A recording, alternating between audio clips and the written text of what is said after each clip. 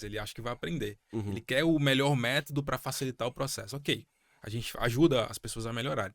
Mas te pergunto, as provas ficaram mais difíceis ou os candidatos estão menos preparados? Cara, eu acho que as provas estão ficando mais difíceis e, na verdade, eu acho que pode ser que, na média, os candidatos estejam menos preparados, porque tem muita gente sabendo dos concursos e tentando meio que de turista, que a gente fala, né? Mas o candidato de ponta mesmo, ele tá cada vez mais preparado, eu acho, também. Então, pra mim, as provas estão ficando mais difíceis e os candidatos mais preparados. As ferramentas, né, cara, à disposição hoje, né, do estudante, elas estão se desenvolvendo demais, cara, demais. Então, de novo, né? É meio clichê já. Pegava apostila antigamente na banca e tal. E aí, pô, beleza, começou a ter um livro específico para concurso. Opa, já é um avanço. E depois começou a ter, sei lá, provas anteriores no site da banca, né? Você entrava lá e baixava a prova anterior, então você já tem um direcionamento. Aí começou videoaulas pela internet, né? Primeiro era pro satélite, né? Ao vivo, né? Lá de São Paulo o cara fazia aula de satélite. Aí depois começou a ser videoaula gravada, depois começaram os PDFs, os bancos de questões, mapas mentais, resumos prontos. Tem gente que divulga o tal do Anki aí também. Então, essas coisas, né? Elas vão deixando os candidatos no nível de preparação muito acima do que antigamente, eu acho. Digo assim, o candidato de ponta, os que realmente estão brigando. Pode ser que na média tenha aí, vá muita gente, de novo, turistão, pode ser. Mas o candidato de ponta está cada vez mais bem preparado e as bancas vão puxando a rédea cada vez mais, é bem difícil. Beleza. Ó, Lucas, eu quero que você me diga, você já acompanha e mentora várias pessoas, né? Isso no teu projeto aí. Quais são as principais dificuldades, assim, os principais gargalos que você observa que as pessoas têm hoje? Tipo assim, se você pudesse definir hoje, Ori, esses são os principais problemas que eu observo quando eu acompanho um aluno. Assim, com certeza quem tá vendo vai se identificar de alguma forma. Sim. Cara, em linha com o que eu acabei de responder e com o que você falou na sua pergunta anterior também, que é o excesso de informação. Então, cara, você vai falar de direito constitucional para área fiscal. Cara, só tem uma matéria que é direito constitucional para área fiscal. Mas para você estudar essa matéria, você vai ter, sei lá, 50 opções no mercado, sejam gratuitas, sejam pagas, videoaula, PDF, cards de Anki, resumos prontos, blá blá blá blá. O que eu faço desse emaranhado? Você não vai conseguir engolir esse tanto de conteúdo, você não vai conseguir usar esse tanto de material. Então você tem que traçar uma estratégia dentre isso. Isso para todas as matérias, né? Eu falei de direito constitucional, mas são aí, sei lá, em média de 15 matérias numa prova fiscal. Como que você vai atacar cada uma delas? Qual você começa? Você não vai conseguir estudar 15 matérias do zero de uma vez só. Você vai ter que selecionar algumas delas ali para começar a atacar. A hora que elas estiverem mais avançadas, aí você vai adicionando novas matérias. Então, essa organização do estudo é que eu vejo, sem dúvida, como o mais problemático para o pessoal. Além disso, as revisões, né, cara? Beleza, você viu hoje Poder Legislativo. E aí, acabou a matéria, essa parte da matéria. O que você vai fazer com isso? Quando você vai rever de novo?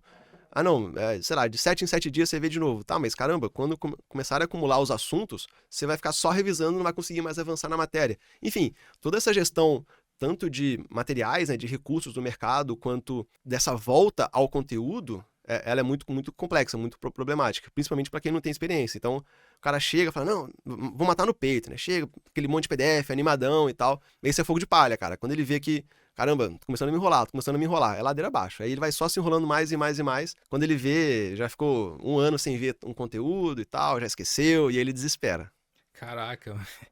Cara, vamos lá. Na tua preparação, se você puder lembrar, fazer um cronologia. Quando que você começou, entre você ter começado a estudar do zero, até você conseguir a primeira aprovação em áreas fiscais? Claro, isso não é uma regra, mas pra você, como é que funcionou?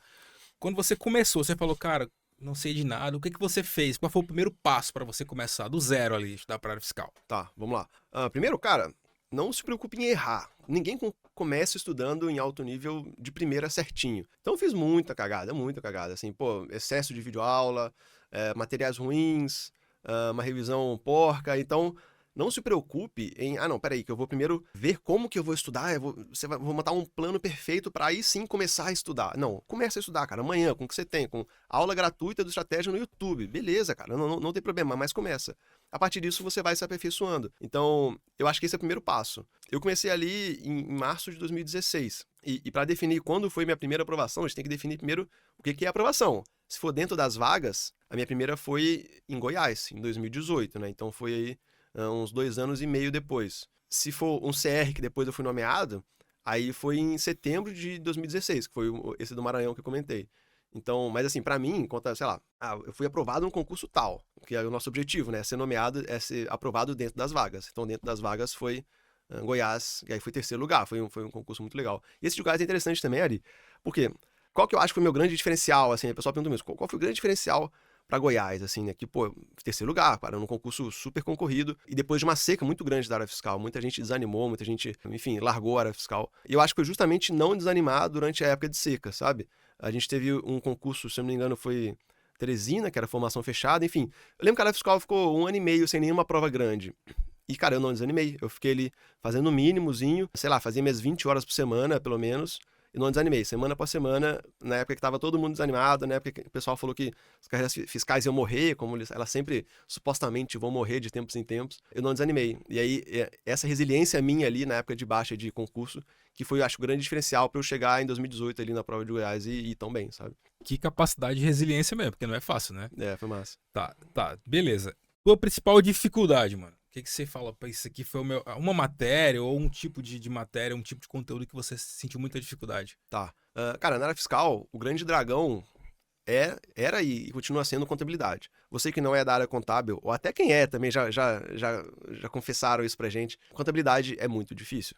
Você não entende, cara. Não adianta. Você pode pegar o melhor professor, você vai bater cabeça, não adianta. Só que ela, com o tempo, cara, insistindo, chega uma hora que as coisas começam a se encaixar e tal. Isso acontece. Só que hoje, na verdade, na minha época eu também peguei um pouco, mas hoje a gente tem um segundo grande dragão que é TI. TI tá muito puxado, muito difícil. Então acho que são as duas grandes matérias assim, de grande dificuldade da área fiscal. TI tem uma dificuldade a mais, que é como é uma matéria relativamente nova, as bancas ainda não têm um padrão de ementa, de forma de cobrança. Vai cobrar, sei lá, consulta SQL, tá, mas todos os parâmetros de consulta SQL ou só o basicão de SQL? Banco de dados, só os conceitos básicos ou, caraca, tipos de banco de dados e tipos de backups? Então, a própria ementa, ela é muito aberta da TI. Se você pega a contabilidade, todo mundo sabe a ementa mais ou menos. Claro, uma banca tem seu estilo de cobrar, outra banca tem outro estilo de cobrar, mas a gente tem uma ideia de como ela vem mais ou menos. TI não, TI ela tá muito incerta. Tanto que os próprios cursos, né, que tem no mercado, cara, nenhum deles bate a ementa certinho um com o outro, né? Então, TI tem essa dificuldade de não só ser naturalmente super complexo, super difícil, como também na ementa. E além disso, assim, acho que uma característica comum a essas duas matérias que tornam elas muito difíceis é que elas são muito abstratas. Então, ninguém no seu dia a dia lida com ativo e passivo, né, de contabilidade. Ninguém no seu dia a dia lida com demonstração contábil no seu dia a dia. Tipo assim, é uma coisa muito fora do dia a dia de qualquer pessoa. E TI também. TI, cara, você fala, pô, banco de dados relacional. Para uma pessoa na rua e pergunta pra ela o que ela acha que é. Ela fala, cara, não tenho a menor ideia. Banco pra ela é um banco de sentar, né? Então, no direito não. No direito você fala, pô, o que é uma constituição? As pessoas têm uma ideia vaga, né? Ainda que deveria ser bem, muito mais profunda, né? Mas tem uma ideia vaga do que é um direito, do que é um vereador.